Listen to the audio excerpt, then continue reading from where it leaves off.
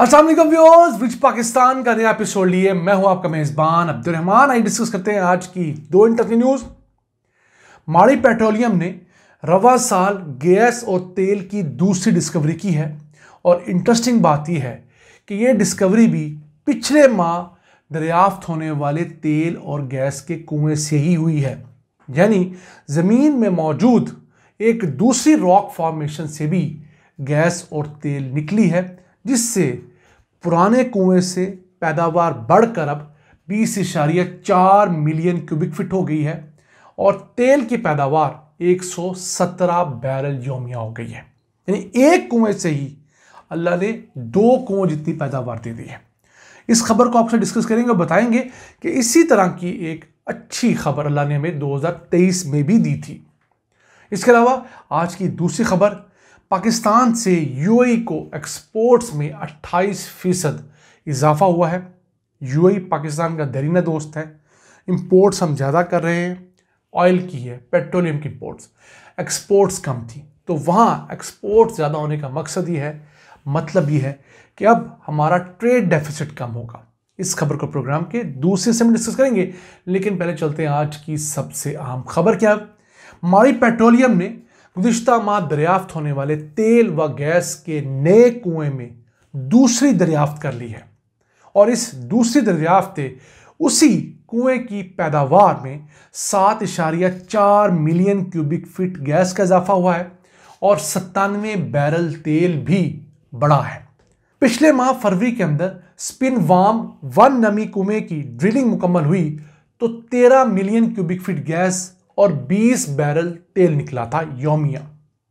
अब उसी की एक दूसरी रॉक फॉर्मेशन के अंदर जब टेस्ट किया गया तो वहां से 7.4 मिलियन क्यूबिक फीट गैस और 97 बैरल तेल निकला है। यानी एक ही कुएं के अंदर जमीन में मौजूद दो फॉर्मेशन से मजमूई तौर पर 20.4 मिलियन क्यूबिक फीट गैस रोजाना और 117 बैरल तेल मजमूई तौर पर हासिल होना शुरू हुआ है। ये एक बड़ी अच्छी नवीद होती है कि किसी एक कुएं को खोदकर और एक ही कुएं की कॉस्ट में आपको 2 या 3 रॉक फॉर्मेशंस में तेल और गैस मिल जाए। तो एक किस्म की इस साल होने वाली ये तीसरी डिस्कवरी है, जबकि वैसे कुओं के लिहाज से देखें तो 2 कुएं इस साल सक्सेसफुल रहे हैं। तो अल्लाह की नेमत है, अल्लाह की रहमत है कि ये एक ही कुएं से अल्लाह ताला ने हमें 2 कुओं का फ़ायदा दिया है। बेसिकली होता ही है कि हमारी ज़मीन में मुख्तलिफ़ किस्म की रॉक फॉर्मेशंस होती हैं, जैसे आप स्क्रीन पर देख भी रहे हैं। तो हर फॉर्मेशन में अलहदा तेल और गैस के ज़खायर हो सकते हैं।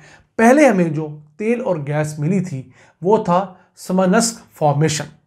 इस दफ़ा हमें कावागढ़ फॉर्मेशन में भी तेल और गैस मिली है। इसी तरह का एक वाक़या हुआ था सन 2023 में, जब शिवा वेल इसी जनूबी हिंदुस्तान में खोदा गया था, शिवा 2। पहले उसमें से थोड़ी गैस निकली, फिर दूसरी फॉर्मेशन में ज़्यादा गैस निकली और मजमूई तौर पर उस एक वेल से 51 मिलियन क्यूबिक फीट गैस और 391 बैरल तेल की प्रोडक्शन शुरू हुई है।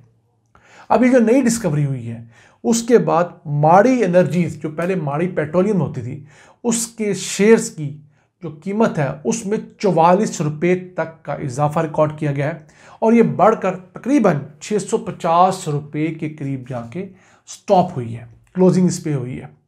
तो देखिए कि एक डिस्कवरी किसी एक इदारे के लिए कितनी इंपॉर्टेंट होती है और पाकिस्तान के लिए तो ऑब्वियसली है ही कि 20.4 मिलियन क्यूबिक फीट गैस किसी एक कुएं से निकलना पाकिस्तान में एक बड़ी डिस्कवरी है, जहां पर पिछले कम से कम 2 दिहाइयों से हम लोग छोटी छोटी डिस्कवरीज देख रहे हैं। हम उम्मीद करते हैं कि जनूबी वज़ीरिस्तान के इस इलाके में मज़ीद वेल्स खोदे जाएंगे, क्योंकि इस इलाके में कुछ 2 ट्रिलियन क्यूबिक फीट गैस के ज़खायर का तखमीना है, कोई 1 बिलियन बैरल तेल का एस्टिमेट भी है। आप देखते हैं कि हम कितनी जल्दी सिर्फ जनूबी वज़ीरिस्तान के इस इलाके में तेल और गैस ढूंढते हैं और वहाँ के मुकामी लोगों को जॉब्स देते हैं, ना सिर्फ चौकीदार की, खाकरोब की, इस तरह की, बल्कि अच्छी टेक्नीशियंस की जॉब, इंजीनियर्स की जॉब भी वहाँ के मुकामी बच्चों को दें, खा उनके लिए आपको स्पेशल कॉलेज इंस्टीट्यूट ही क्यों ना बनाना पड़े। अगर वहाँ के मुकामी लोगों को आप वहाँ पर रोज़गार देंगे तो ये जो अलहदगी की तहरीकें मुल्क भर में सर उठा रही हैं, खा बलूचिस्तान में हो, खा वज़ीरिस्तान में हो, खा हमारे साबका फाटा के अजला में हो, वो खुद ही अपना दम तोड़ जाएंगी। आइए चलते हैं आज की दूसरी अहम खबर की तरफ। पाकिस्तान से यूएई को एक्सपोर्ट्स में 28% इजाफा हुआ है। जुलाई से फरवरी 8 माह के दौरान हम लोगों ने यूएई को 1.2 बिलियन डॉलर्स की अशिया एक्सपोर्ट कर दी हैं और उम्मीद है इस माली साल में हम लोग 2 बिलियन डॉलर्स की चीज़ें यूएई को एक्सपोर्ट करने में कामयाब हो जाएंगे। यूएई को पाकिस्तान से टेक्सटाइल, फूड, ज़रूरी अजनास, गोश्त, इसके अलावा मिनरल्स और सर्जिकल के आइटम ज़्यादातर एक्सपोर्ट होती हैं और वहाँ से हम लोग जो बड़ी तादाद में चीज़ें इंपोर्ट करते हैं उनमें पेट्रोलियम प्रोडक्ट्स हैं, प्लास्टिक दाना वगैरह, इस तरह की चीज़ें हम वहाँ से इंपोर्ट करते हैं। और यूएई का पलड़ा हम पे हमेशा भारी रहता है। वो हमें कोई 5-7 बिलियन डॉलर्स की चीज़ें बेचते हैं, हम लोग 2 बिलियन डॉलर या उससे कम की चीज़ें उनको वो मुश्किल एक्सपोर्ट कर पाते हैं और हमारा उनके साथ ट्रेड डेफिसिट ही चलता रहता है, सेम उस तरह जिस तरह चाइना के साथ चलता है। लेकिन यहाँ एक फ़र्क है कि हम लोगों को हर साल कोई 5 से 7 बिलियन डॉलर्स यूएई से रेमिटेंसीज भी मौसूल हो जाती हैं, क्योंकि पाकिस्तानियों की तकरीबन कोई 15 लाख से 20 लाख तादाद यूएई के अंदर बरसे रोज़गार है। वो पैसे भेजते हैं और यूएई से पाकिस्तान को दूसरी हाईएस्ट रेमिटेंसीज मौसूल होती हैं। अब हमें करना क्या है, हमें यूएई की डिमांड देखनी है। जो चीज़ें यूएई के अंदर ज़्यादा इस्तेमाल होती हैं हम वहाँ पहुँचें। अगर इंडिया हमसे दूर होकर बहुत सारी चीज़ें पूरी कर रहा है यूएई की, हर दूसरी तीसरी आइटम आपको यूएई की सुपरमार्केट्स में इंडियन मिलेगी, तो हम वहाँ पर पेनिट्रेशन करने में क्यों नाकाम है। हमारे एम्बेसडर्स, हमारे कमर्शियल अताची और हमारे काउंसलर्स वहाँ क्या कर रहे हैं, कौन सा महल तामीर कर रहे हैं। इनको बाउंड करना चाहिए, इनको वहाँ जॉब देने से पहले, ट्रांसफ़र से पहले कमिटमेंट लेनी चाहिए। जनाब, इस मुल्क में हमारी 2 अरब डॉलर्स की एक्सपोर्ट्स हैं, आपको 3 साल की पोस्टिंग दे रहे हैं, ये 2 अरब डॉलर्स 3 अरब डॉलर्स होनी चाहिए।